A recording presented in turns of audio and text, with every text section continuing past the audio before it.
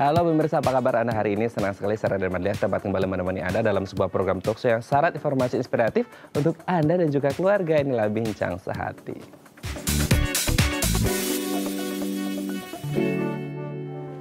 Ya pemirsa, pernah nggak Anda mengalami, mungkin sering gitu ya, pekerjaan yang terus menumpuk setiap hari atau masalah yang terus datang hingga akhirnya Anda merasa stres seperti itu. Nah, Anda harus berhati-hati kalau Anda mengalami stres berkepanjangan karena stres bisa menyebabkan berbagai macam penyakit, salah satunya adalah diabetes. Wah, sangat mengerikan sekali ya. Nah, inilah topik yang akan kita bahas hari ini, yaitu stres dan juga diabetes. Namun sebelum membahas tema kita hari ini, kita akan membahas terlebih dahulu mitos fakta berkaitan dengan stres. Kita lihat yang pertama. Stres berasal dari keadaan. Banyak yang kemudian stres itu berasal dari keadaan atau situasi yang tengah kita jalani atau alami. Contohnya mungkin ketika kita lagi di kantor, tadi sudah saya sebut gitu ya, ketika deadline-nya itu terus numpuk, kerjaannya nggak selesai-selesai, sementara atasan minta deadline-nya segera harus disetor hari ini, tapi kitanya masih banyak banget yang harus dilakukan. Atau juga kemudian kalau kita ngomongin masa sekarang nih, pandemi gitu ya, stresornya banyak banget. Mungkin dari sisi rumah tangga, kemudian finansial, kesehatan, dan lain sebagainya. Memang kalau kita ngomongin stres, salah satu hal mungkin dari sisi internal, dari sisi eksternalnya adalah bagaimana keadaan di sekitar kita yang membentuk kita menjadi stres gitu ya. Kita lihat yang kedua. Stres itu buruk. Nah, kenapa akhirnya muncul bahwasanya stres itu buruk, padahal sebenarnya saya pernah baca juga itu katanya stres itu bisa buruk, stres itu juga bisa baik. Nah, kalau kita ngomongin stres itu buruk karena mungkin kita kepikirannya gini, kalau kita lagi stres, kita tuh males mau ngapa-ngapain, ataupun kalau kita ngelakuin apapun yang kita kerjakan gitu atau pekerjaan kita itu kayaknya kok hasilnya nggak maksimal. Jadi kita selalu berpikir bahwasanya stres itu adalah buruk gitu ya. Kita lihat yang ketiga. Tidak ada gejala sama dengan tidak stres. Nah, sering kita berpikir gini, kayaknya stres gak stres sama aja ya gitu. Jadi kita agak susah gitu membedakan sebenarnya di kondisi seperti apa kita bisa merasakan kalau diri kita itu stres. Karena mungkin di sebagian orang ada yang merasa kayaknya kondisinya baik-baik aja, nggak ada perbedaan yang secara signifikan ketika mereka stres dan juga tidak stres gitu ya. Kita lihat yang keempat. Stres yang dialami semua orang itu sama. Nah, padahal sebenarnya lagi-lagi ya, kondisi atau keadaan pengalaman hidup setiap orang itu pasti berbeda-beda gitu. Nah, kita tidak bisa menyamakan bahwasanya stres yang dialami oleh kita semua, saya, Anda, pemirsa gitu ya, itu stresnya sama, pasti beda-beda.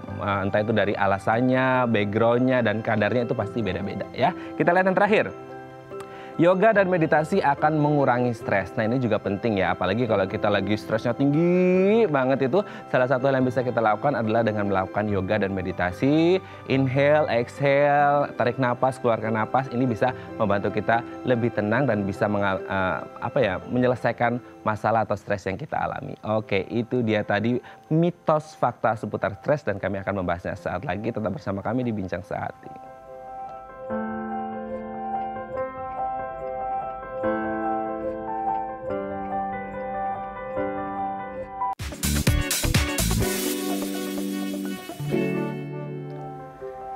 Baik, Anda masih bersama kami di Bincang Sehati. Tadi di sebelumnya kita sudah membahas mitos atau fakta seputar stres gitu ya. Nah, untuk membahas sebenarnya stres itu apa, dalam keadaan seperti apa, pemicunya apa, dan lain sebagainya, telah tersambung bersama kami di sambungan Zoom dengan Miss Jessica Miranda, MPASI Psikolog. Selamat pagi Miss Jessica, apa kabar?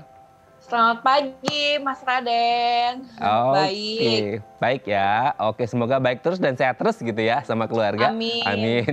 Miss, hari ini kita akan membahas salah satu hal yang mungkin dihadapi oleh semua orang baik sebelum pandemi maupun selama pandemi, apalagi pandemi gitu ya. Stresornya lebih banyak sehingga ketika ngomongin masalah rumah tangga, kayak financial, kemudian sosial, kesehatan, dan lain sebagainya, ini semakin tinggi tingkat stresnya gitu ya. Nah, kita akan membahas mitos fakta seputar stres. Apakah benar yang pertama, stres itu berasal dari yang namanya keadaan yang kita alami? Gimana nih?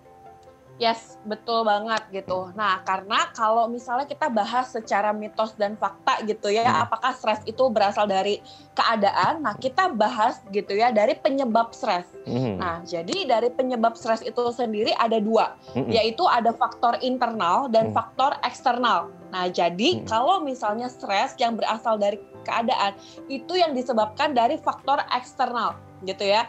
Jadi contohnya misalnya dari sosial budaya kita, adanya PHK gitu ya, lalu juga adanya pengangguran, perceraian gitu ya, dan ataupun yang terjadi masalah berulang-ulang di kantor. Apalagi di masa ini kita nggak bisa nih mungkin langsung bertatap langsung gitu ya, langsung kita berkomunikasi secara secara bertemu seperti itu. Nah, sedangkan chat gitu ya lewat WhatsApp gitu ya atau lewat media sosial lainnya itu bisa menimbulkan asumsi-asumsi seperti itu gitu. Jadi ini benar.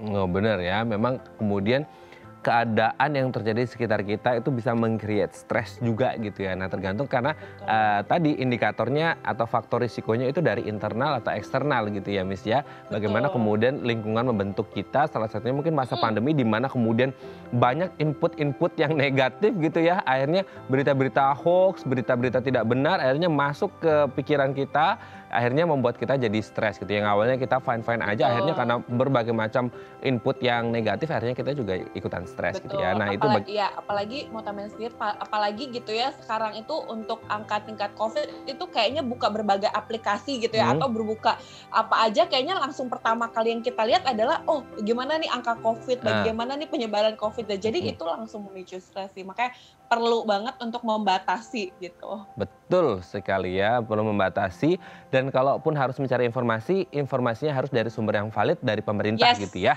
Oke, supaya tidak terlalu was-was juga gitu. Oke, kita lanjut yang kedua nih, Miss. Apakah benar stres itu selalu identik dengan sesuatu hal yang buruk gitu? Jadi orang berpikir kalau stres kan biasanya orang susah makan, susah tidur, susah istirahat, susah ngapa-ngapain, nggak konsentrasi, nggak fokus dan lain sebagainya. Tapi apakah memang selalu kalau kita ngomongin stres itu adalah hal buruk, Miss? Nah, kalau misalnya kita bilang selalu gitu ya, rasanya belum tentu. Karena saya bilang gitu ya, gini, di dalam kehidupan itu selalu ada masalah, selalu ada tantangan. Jadi kita akan menghadapi stres nih di setiap masa kehidupan. Makanya stres itu bukan dihilangkan, tapi dikelola. Ya itu dulu. Nah, lalu kalau kita bahas apakah stres itu buruk, kenapa saya bilang belum tentu? Karena ada dua macam stres, yaitu ada distress dan eustress. Nah, eustress itu adalah jenis stres yang menguntungkan gitu ya bagi kesehatan dengan memberikan motivasi dan kinerja. Saya kasih contoh untuk eustress seperti ini. Anak-anak coba kita bayangin ya, kalau anak-anak itu nggak sekolah gitu ya, lalu anak-anak itu nggak ada ujian, ya mereka nggak akan belajar dan kita nggak akan tahu bahwa performa dia itu sudah sampai mana sih. Seperti itu. Jadi mereka kemampuannya nggak akan berkembang. Tapi dengan kita memberikan tugas gitu ya, yang sesuai dengan kemampuan. Jadi memang kalau anak usia 2 tahun, ya memang disesuaikan dengan tumbuh kembang anak usia 2 tahun. Jangan sebenarnya anak usia 5 tahun kita kasih kemampuan gitu ya atau aktivitas dan memang materi-materi yang lebih dari usianya karena itu akan menimbulkan bad stress atau distress seperti itu. Namun ketika kita memberikan kemampuan aktivitas yang sesuai dengan kemampuan, maka itu akan menjadikan kemampuannya itu lebih berkembang, naik level gitu ya. Gitu ya, ibarat kalau kita naik kelas seperti itu. Jadi yang mana memang sebetulnya penting gitu ya untuk stres itu juga karena untuk bisa kita mengoptimalkan kinerja kita dan kemampuan kita seperti itu sih. Nah itu jadi kita harus mengerti bahwasanya ada dua jenis stres, ada eustress dan distress. Eustress itu yang menguntungkan, memotivasi kita untuk do something better gitu kan ya. Kalau yang distress memang membuat kita getting worse, tapi kita harus melewatinya dan cari solusinya gitu ya, Miss ya. Oke, kita lihat yang ketiga. Apakah benar tidak ada gejala sama dengan tidak stres nih, Miss? Jadi mungkin gejala antara stres dan tidak stres ini gimana ini? Ya, karena kita sering dengar ya, biasanya kalau memang stres itu pasti ada gejala-gejalanya dari psikologis, dari juga fisiologis seperti itu. Nah, tapi sebenarnya apakah tidak ada gejala sama dengan tidak ada stres gitu ya? Menurut saya itu tidak serta-merta.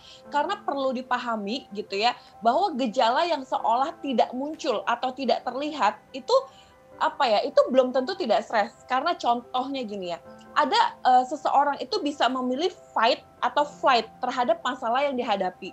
Nah, terkadang ada seseorang yang ketika ada masalah, dia memilih untuk berespon itu flight, artinya meninggalkan atau kabur dari stresor yang sedang dihadapinya, gitu. Nah, jadi bagaimana ketika ada stres gitu ya, ada permasalahan yang dihadapi, dia menarik diri, gitu. Makanya ada yang bilang bahwa ketika orang itu depresi bisa saja nggak murung keluarannya gitu, bisa saja tetap happy seperti itu. Jadi memang tidak serta-merta, nah namun memang kita perlu memahami juga ya gitu, karena kan biasanya stres itu ada levelnya gitu. Jadi Betul. kita bisa lihat dari frekuensinya, dari intensitasnya, dan dari durasi dia tuh gimana sih, apakah dia terus-menerus mengalami itu, seperti itu. Oh, oke, secara kontinu atau tidak gitu ya, atau mungkin berkala gitu. Betul, Nah, itu harus betul. dicari juga solusinya gitu ya. Kita lihat yang keempat, Miss.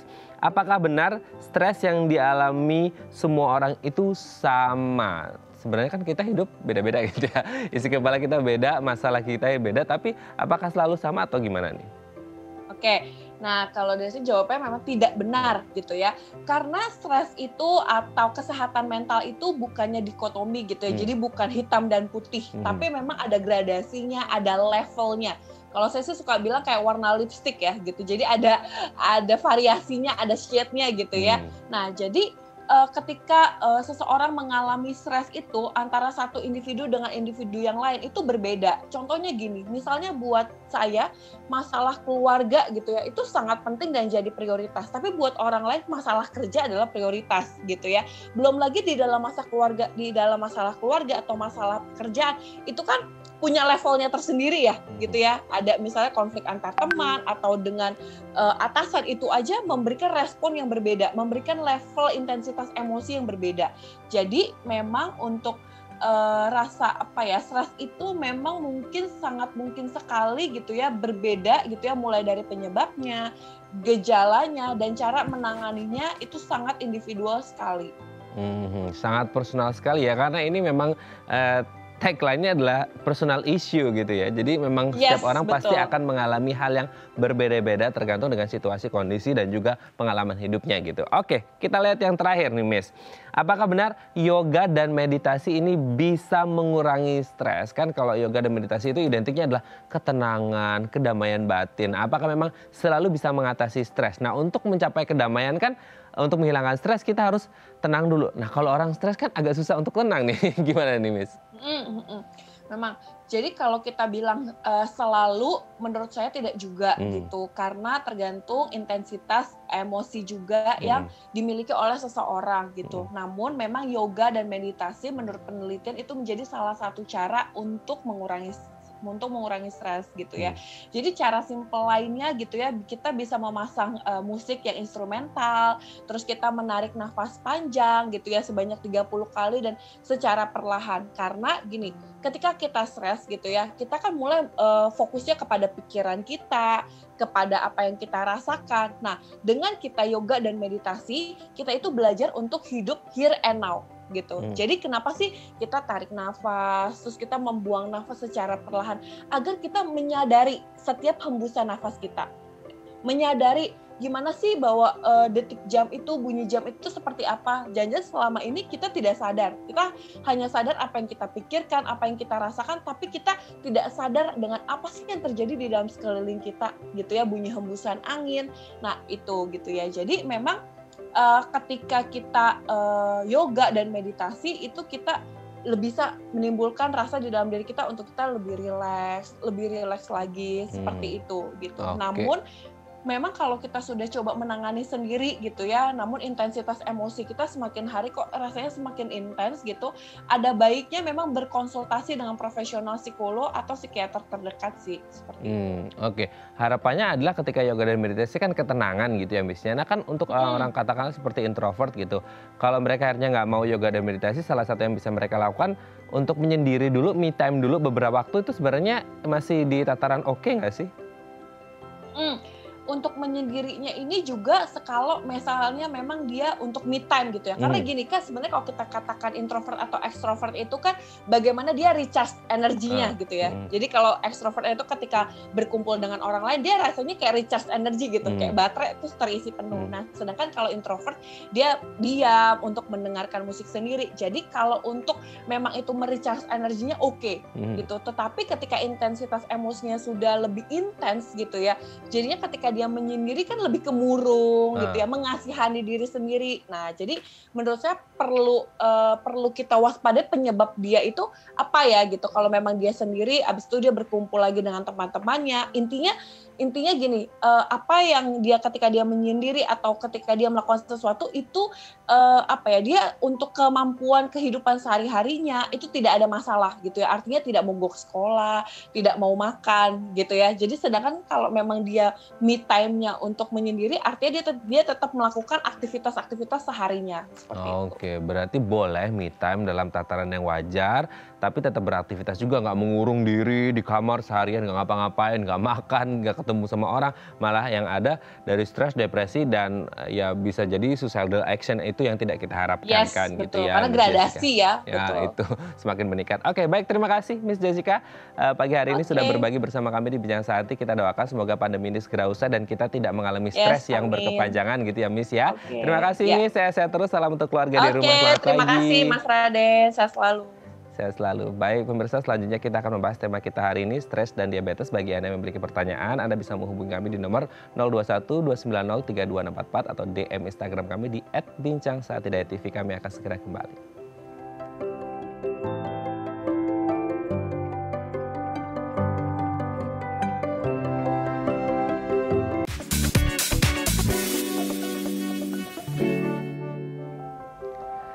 Baik, Anda masih bersama kami di Bincang Sehati dan kita masih membahas tema kita hari ini, stres dan juga diabetes yang katanya ada hubungannya. Ini mengerikan sekali ya, antara stres dan juga diabetes. Baik, bagi Anda yang memiliki pertanyaan seputar tema kita hari ini, Anda bisa menghubungi kami di nomor 021 290 3244 atau DM Instagram kami di @bincangsahatidayatv. Telah tersambung bersama kami di sambungan Zoom dengan Dr. Jimmy Tandradinata, SPPD, spesialis penyakit dalam dari Eka Hospital BSD. Selamat pagi dok, apa kabar? Pagi, baik, sehat-sehat. Oke, dok, hari ini kita akan membahas antara stres dan juga diabetes. Ini juga saya baru tahu nih kalau ada hubungannya antara stres dan juga diabetes nih dok. Kita lihat sebenarnya yang dimaksud dengan stres, terus yang penyebabnya itu apa dok? Hingga akhirnya kok ada hubungannya sama diabetes gitu? Sebetulnya di medis ya, istilah stres itu ada dua ya sebenarnya, tapi mungkin yang di masyarakat awam lebih paham tentang stres secara psikologis ya. Tetapi secara medis pun ada stres yang sifatnya fisik atau fisiologis. Contohnya apabila kita sedang sakit apapun ya, misalkan sakit demam, infeksi, sakit jantung, kena stroke, diare, itu semua kita sebagai stres metabolik atau stres fisik untuk pasien. Begitu juga dengan stres psikologis ya, saya pikir stres secara psikologis itu timbul mungkin ya karena ada kesenjangan lah antara harapan dengan kenyataan yang terjadi. Nah, itu lumrah terjadi pada setiap orang saya pikir. Nah, secara fisiologis, stres baik psikologis maupun secara fisik itu menimbulkan respons dari tubuh kita berupa perilisan pelepasan dari stres hormon yang kita sebut. Apa itu stres hormon? Isinya misalnya adalah namanya kortisol, adrenalin. Nah, itu semua ternyata menyebabkan pelepasan dari cadangan gula di dalam tubuh kita ke dalam pembuluh darah, sehingga akan menyebabkan kenaikan kadar gula di dalam darah.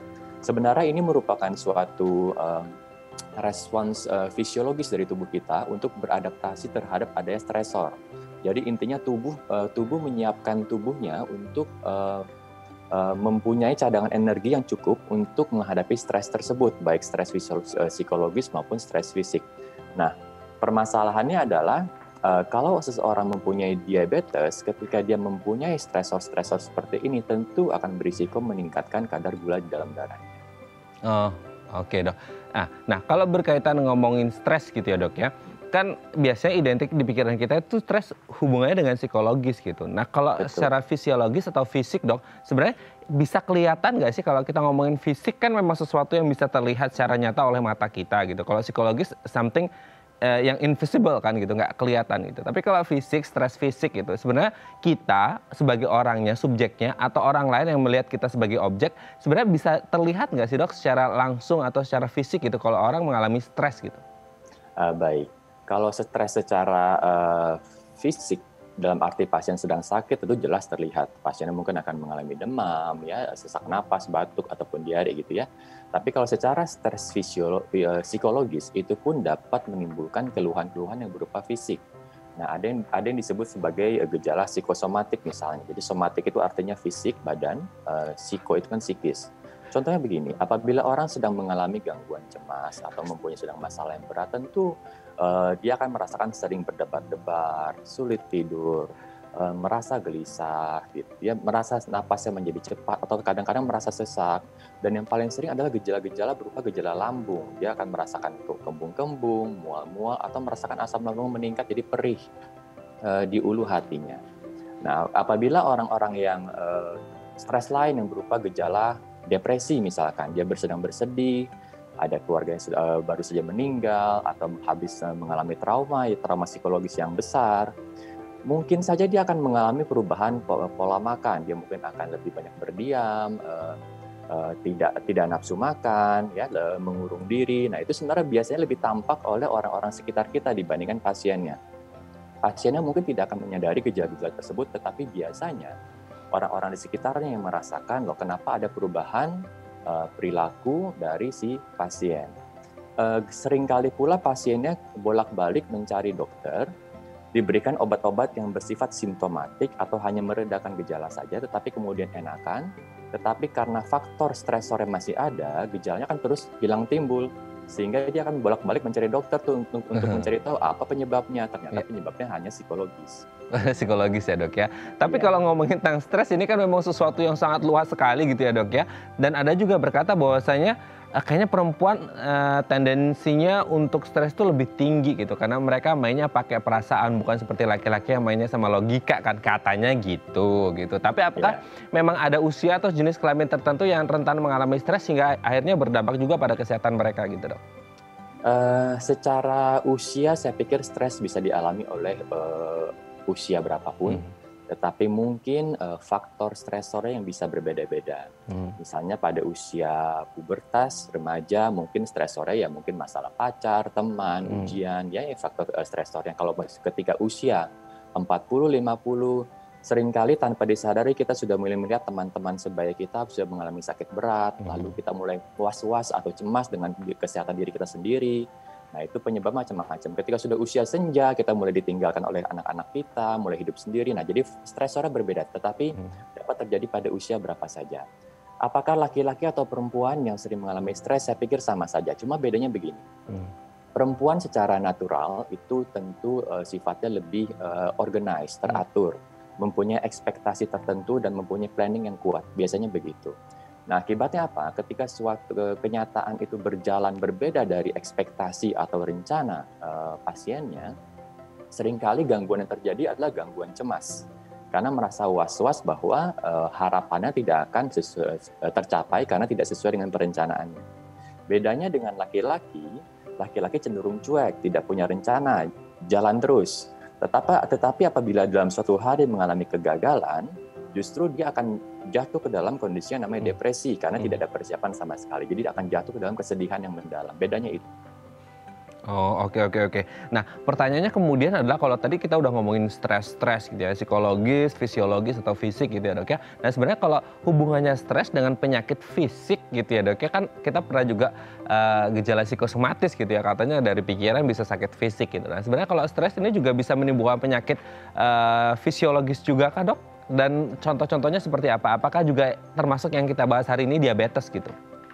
Baik, jelas sekali psikosomatik itu akan menimbulkan gejala-gejala fisik, ya, tetapi belum tentu menjadi sakit fisik. Tetapi kalau berkepanjangan bisa menyebabkan jadi sakit fisik beneran. Ambil contoh, misalkan seseorang mengalami gangguan cemas, sering stres, itu seringkali keluhannya berupa gejala MAH atau asam lambung yang meningkat. Biasanya dia akan merasa mual, muntah, atau kembung, atau perih di ulu hati. Nah, sebenarnya itu kalau kita lakukan pemeriksaan endoskopi ke dalam lambungnya langsung, mungkin tidak ditemukan kelainan yang nyata. Mungkin hanya ada asam lambung yang meningkat saja, tidak ada luka atau ulkus kita bilang di dalam lambungnya. Tetapi apabila kondisi stresor ini berkepanjangan, lama-lama tentu asam lambung yang meningkat ini juga akan menyebabkan luka atau iritasi di lambung. Lalu inilah yang menyebabkan penyakit yang fisik dan bisa permanen sifatnya. Nah, kaitannya dengan diabetes. Sebetulnya penyebab diabetes itu masih sampai saat ini belum diketahui, tetapi kita tahu bahwa faktor risikonya itu multifaktorial. Artinya ada faktor genetik, ada faktor pola hidup, pola makan, kegemukan, dan termasuk stresor. Walaupun belum secara yakin atau kuat hubungannya antara stresor dengan terjadinya diabetes, tetapi tadi sudah saya jelaskan bahwa pada kondisi stres terjadi pelepasan dari hormon-hormon stres yang dapat meningkatkan kadar gula darah. Pertanyaannya adalah apakah kondisi stres yang berkepanjangan ini dapat menimbulkan diabetes pada suatu hari? Tentu kaitannya belum terlalu kuat. Tetapi secara tidak langsung, biasanya orang-orang yang mengalami stres itu akan menyebabkan perubahan perilaku hidup, termasuk pola makan dan aktivitas fisik. Apabila perubahan yang terjadi adalah asupan kalori yang berlebihan, orang jadi sering makan makanan tidak sehat, berdiam diri, tidak banyak berolahraga, tentu kegemukan dan pola makan yang tidak sehat ini akan menimbulkan diabetes pada suatu hari. Oke, berarti sebenarnya antara stres dan diabetes ini tidak ada hubungan secara langsung, tapi tidak ada hubungan secara langsung, tapi ada hubungan secara tidak langsung gitu ya dok ya. Bagaimana Betul. kemudian stres ini bisa mengaruhi pola hidup seseorang, salah satunya gaya hidup atau pola makan. Apalagi kalau di masa pandemi gini dok, di mana orang-orang nggak bisa olahraga, keluar nge-gym gitu ya, terus kemudian makanan juga online, pesen ini itu, kurang aktivitas fisik di rumah, kerjanya karena WFH gitu ya, dan akhirnya kerjanya di atas tempat tidur sambil mainin laptop sambil makan. Nah itu juga sebenarnya potensi ditambah stres juga, deadline dari kantor, ini juga bisa mengarah ke diabetes juga nggak sih dok sebenarnya? Nah, betul sekali. Justru di masa pandemi ini saya melihat ada dua perubahan perilaku masyarakat yang bertolak belakang. Di satu kelompok malah banyak orang yang mulai berolahraga secara rutin karena waktunya lebih fleksibel karena work from home. Lebih banyak bersepeda, jogging, dan makan juga lebih dijaga ya. Tapi di lain pihak ada juga kelompok orang yang malah dengan adanya work from home ini justru malah tidak menjaga asupan makan, artinya malah lebih gampang untuk delivery makanan, ya, tidak masak sendiri, dan malah tidak melakukan aktivitas fisik. Nah, pola hidup seperti inilah yang kita sebut sebagai sedentary lifestyle. Nah, ini yang menyebabkan risiko terjadinya diabetes suatu hari apabila terus dilanjutkan. Tentu ada faktor risiko lain, misalkan jika pasiennya atau orang yang mempunyai keturunan diabetes, tentu risikonya akan menjadi double lagi apabila pola hidup seperti ini dilanjutkan. Oke ya, berarti memang tergantung pada bagaimana kita mencari jalan di masa pandemi yang sehat atau tidak sehat gitu ya, itu tergantung pilihan kita masing-masing dan kita harus bersiap dengan dampak atau risiko yang mungkin kita pilih gitu ya dok ya. Oke dok, nanti di segmen selanjutnya kita juga akan membahas lebih mendalam lagi tentang diabetes itu apa, faktor risikonya apa saja, dan bagaimana cara mengobatinya gitu ya dok ya. Baik pemirsa, bagi Anda yang memiliki pertanyaan seputar tema kita hari ini, Anda bisa menghubungi kami di nomor 021 290 3244 atau DM Instagram kami di @bincangsehati.tv. Kami akan segera kembali.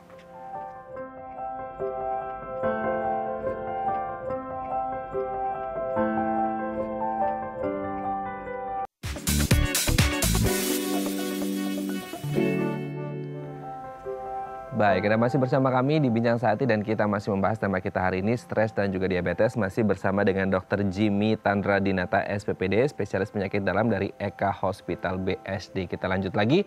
Dok, kalau kita ngomongin tentang stres dan diabetes, tadi kita sudah membahas lumayan banyak tentang stres gitu ya, yang akhirnya bisa bergejala psikosomatis dari pikiran ke sakit fisik atau fisiologis gitu. Nah, kalau kita ngomongin tentang diabetesnya sendiri gitu ya, mungkin banyak dari kita juga udah tahu diabetes itu penyakit gula gitu, apalagi yang terjadi di masyarakat adalah kalau diabetes, kalau luka ya, itu pasti akan ya seperti itu sampai diamputasi gitu kan, nggak bisa sembuh seperti itu. Tapi kan itu pemahaman orang awam atau orang umum. Tapi kalau ngomongin dari sisi medisnya sendiri, sebenarnya diabetes itu apa dan di kondisi seperti apa orang bisa mengalami diabetes gitu dok? Oke, baik.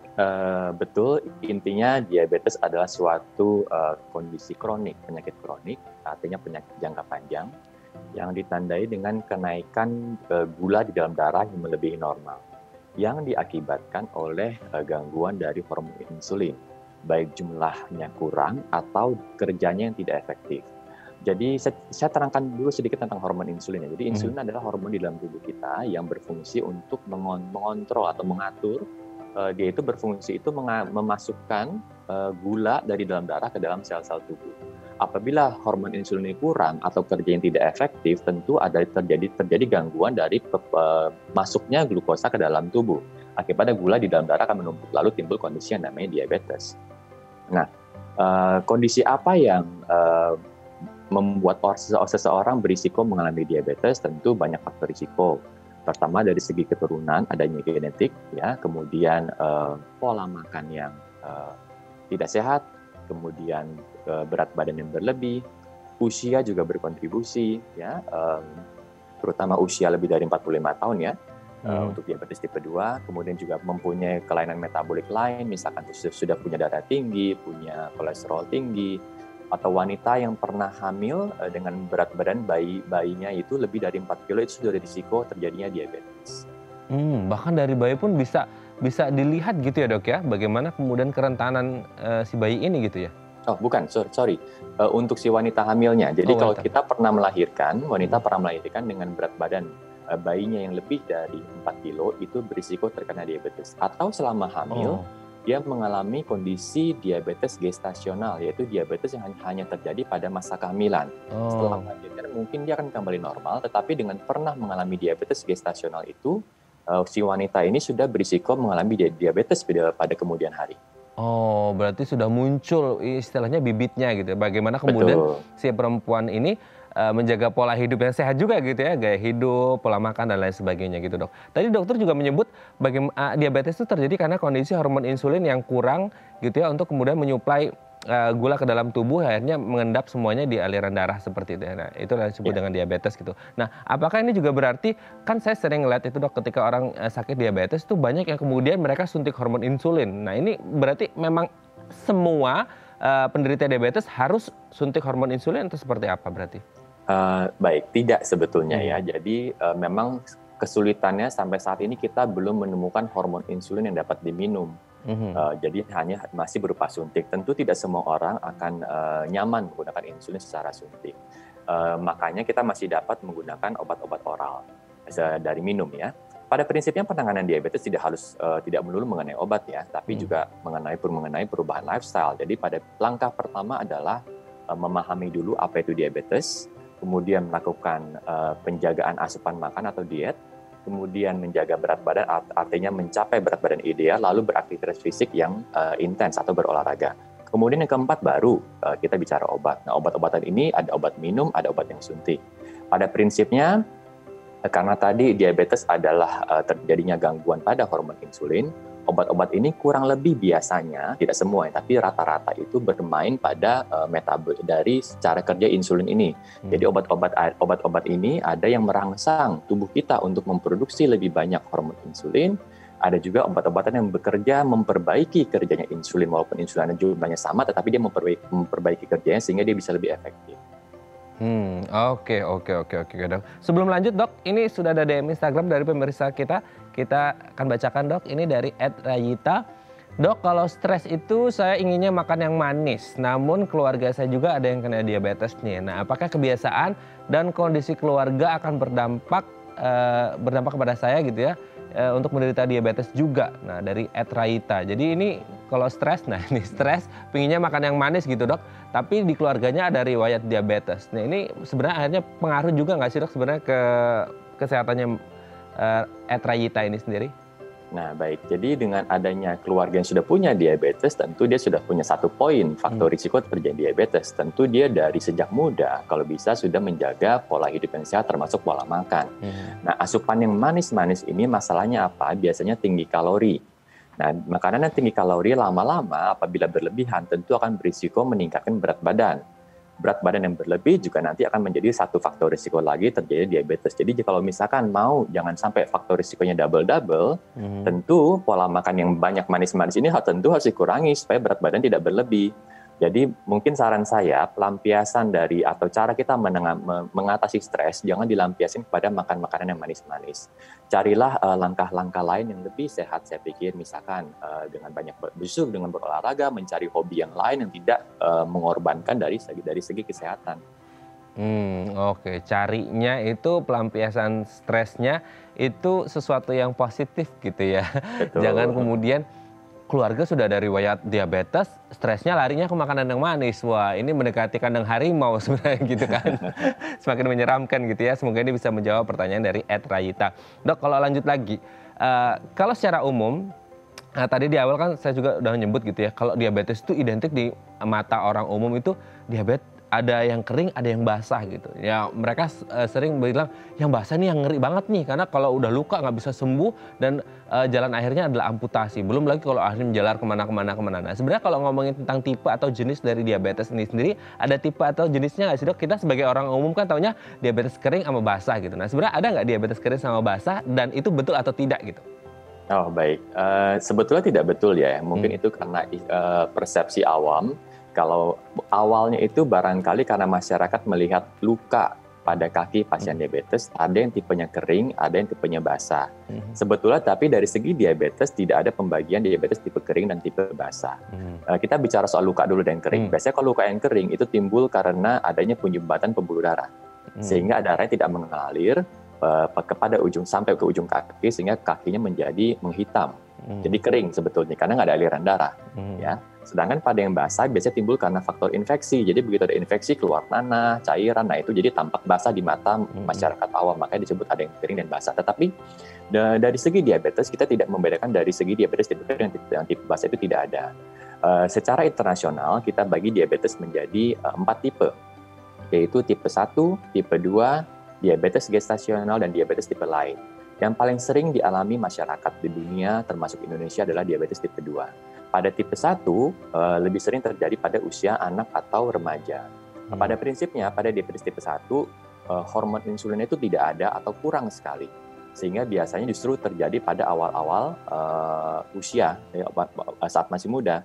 Dan pasiennya kalau misalnya tidak terdeteksi secara dini, dia akan bolak-balik ke rumah sakit karena akan mengalami lonjakan gula yang sangat tinggi karena hormon insulin sudah tidak ada. Bedanya pada diabetes tipe 2 yang paling lumrah terjadi, itu bisa terjadi pada usia 45 atau 40 tahun ke atas. Jadi semakin tua, semakin risikonya mengalami diabetes tipe 2 lebih tinggi.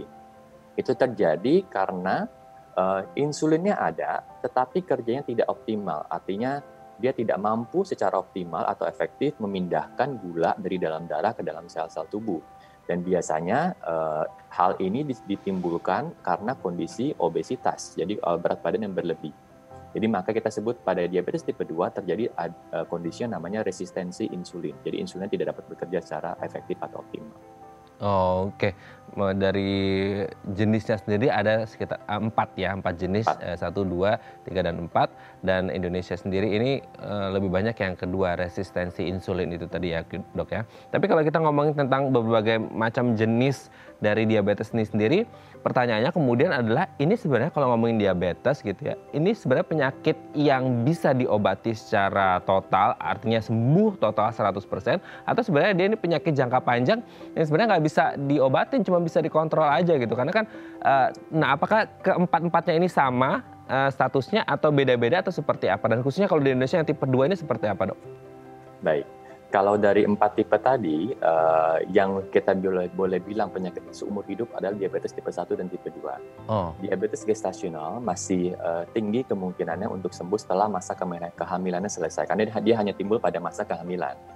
Diabetes tipe lain tergantung penyebab, karena penyebabnya berbagai macam. Kita harus lihat dulu penyebabnya apa. Tapi pada tipe 1 dan tipe 2 kita sebut sebagai penyakit kronik yang menahun, artinya seumur hidup. Begitu diabetes tipe 1 atau tipe 2 itu sudah pasti seumur hidup dan sayangnya sampai saat ini belum dapat disembuhkan. Tetapi kalau kita sebut seperti ini, seringkali pasien menjadi kecil hati karena kesannya wah ini sudah nggak bisa sembuh nih. Tapi jangan khawatir, saya boleh bilang bahwa terutama di diabetes tipe 2 ya, hampir semua diabetes tipe 2 seharusnya dapat dikontrol dengan baik. Seharusnya. Tidak ada diabetes yang tidak dapat dikontrol dengan baik sebetulnya. Cuma yang menjadi permasalahan adalah datanya 70% pasien di diabetes tipe 2 di dunia tidak terkontrol. Ya. Karena kenapa? Satu, diabetes ini seringkali tidak memberikan gejala sehingga masyarakat tidak aware. Jadi banyak yang belum terdiagnosis karena dia tidak tahu dia punya diabetes. Kedua, dia sudah tahu dia punya diabetes, tetapi karena dia merasa badannya baik-baik saja, dia tidak berkontrol ke dokter dan tidak berobat. Dan begitu mengalami komplikasi, baru dia mau berobat. Sedangkan kalau sudah timbul komplikasi, sudah terlambat. Oke, berarti kan ini kalau ada tadi dokter menyebutkan ada yang sampai tidak tahu bahwa dia mengalami diabetes, ada juga yang sudah tahu tapi nggak mau ngontrol. Oke lah, kalau yang udah tahu tidak mau mengontrol itu udah risiko ditanggung masing-masing. Tapi pertanyaannya, orang tidak tahu kalau dia diabetes. Berarti sebenarnya yang harus tindakan lakukan untuk di awal untuk mengetahui berarti apakah harus selalu rutin cek gula darah atau seperti apa dok? Baik. Datanya 1 dari 2 pasien di dunia tidak mengetahui dia punya diabetes. Ya, bahkan di Indonesia diprediksi lebih dari itu, lebih dari 50%. Nah, yang tadi saya sebutkan, karena diabetes ini seringkali tidak mempunyai gejala, maka kita harus melakukan pemeriksaan. Untuk tahu tidak ada cara lain selain pemeriksaan darah, yaitu pemeriksaan gula darah. Ya, bisa dilakukan di laboratorium. Nah, yang penting bagi kita adalah mengetahui apakah kita mempunyai faktor risiko mengalami diabetes. Kita ambil contoh, apabila Anda sudah berusia 45 tahun atau lebih, sebaiknya sudah pernah melakukan pemeriksaan gula darah. Apalagi ditambah dengan adanya faktor keturunan. Sudah ada riwayat keluarga yang punya diabetes, terutama yang first level ya, seperti orang tua atau saudara kandung. Kemudian badannya gemuk, pernah dibilang darah tinggi, pernah mempunyai kolesterol tinggi, tahu bahwa dirinya jarang berolahraga, hanya sedentary lifestyle, pola makan yang tidak sehat, kemudian tadi wanita hamil dengan berat badan bayi baru lahir yang lebih dari 4 kilo, ya itu semuanya ada risiko terjadi diabetes. Apabila mempunyai faktor risiko seperti itu, lakukanlah pemeriksaan untuk screening daripada tidak sama sekali. Karena kalau apabila diabetes terdiagnosis lebih lambat, lebih lama, tentu penanganannya akan lebih sulit. Apakah usia di 45 tahun itu boleh diperiksa? Tentu saja boleh. Apabila kita melihat, oh mungkin umur 20 kita sudah gemuk sekali, obesitas, kemudian ada faktor keturunan juga boleh diperiksa sebetulnya. Oke. Berarti memang kita harus kemudian benar-benar waspada dan teliti detail banget gitu ya dok ya tentang menjaga kesehatan tubuh kita. Oke dok, nanti di segmen terakhir kita akan membahas bagaimana tips gitu ya yang simpel untuk mengurangi stres dan juga mencegah yang namanya diabetes. Bagi Anda pemirsa yang memiliki pertanyaan, Anda bisa menghubungi kami di nomor 021 290 32644 atau DM Instagram kami di @bincangsehat.tv. Kami akan segera kembali.